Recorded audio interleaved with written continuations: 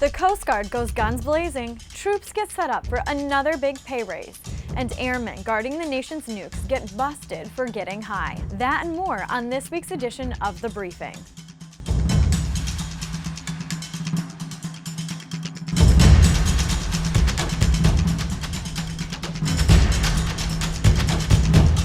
U.S. troops could see another 3% pay raise in 2021 if Congress adopts a budget plan put forth by the White House this week.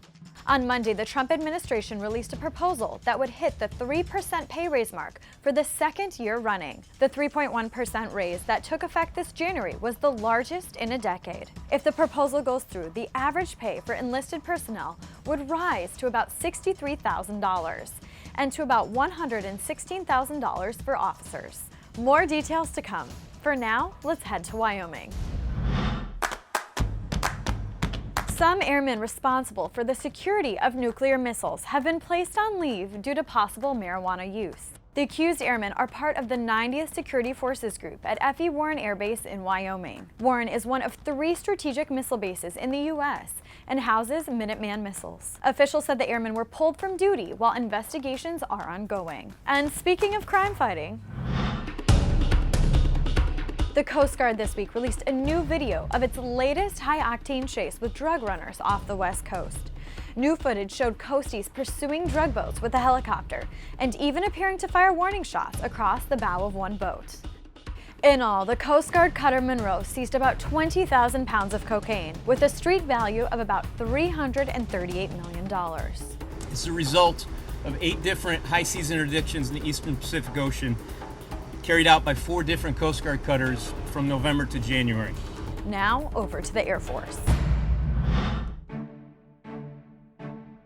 A new report reveals that suicide deaths in the Air Force rose by about 1/3 in 2019. 137 airmen died by suicide last year. This includes troops from active duty, the Guard, and Reserve. The number is up from 103 in the previous year. According to the figures, the 84 active duty suicides in 2019 is the highest number in 3 decades. Okay, let's head to the Middle East.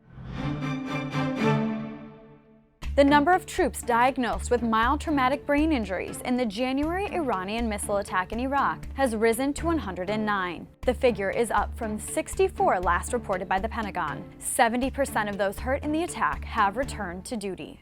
In this week's Military Times reports, managing editor Howard Altman breaks down the impacts of the newest Defense Department budget numbers.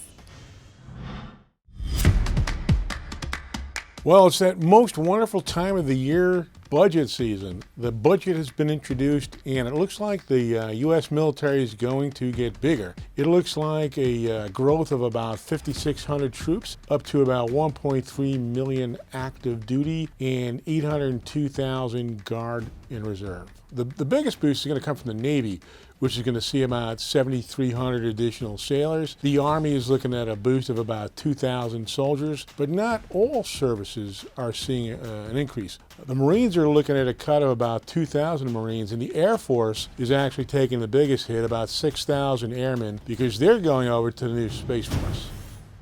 In one of the biggest changes, the budget calls for about $14 billion going to spend in overseas contingency operations in Afghanistan. That's the lowest number in a decade, and it comes as the U.S. and the Taliban are working on peace negotiations, and also as the military is talking about reducing the U.S. troop footprint there from 13,000 to about 8,600. The FY 2021 budget request is the next step in implementing the National Defense Strategy and focuses on all domain operations. There's a lot more to go before all this is enacted. Congress has to weigh in and approve this, look to more hearings, more stories, and a resolution sometime later in the spring. And in this week's Outgoing Rounds, remember that 104-year-old Marine veteran who just wanted Valentine's Day wishes this year? Well, they've been flying in from all over the country, including some from a school in Iowa. Here's just a few.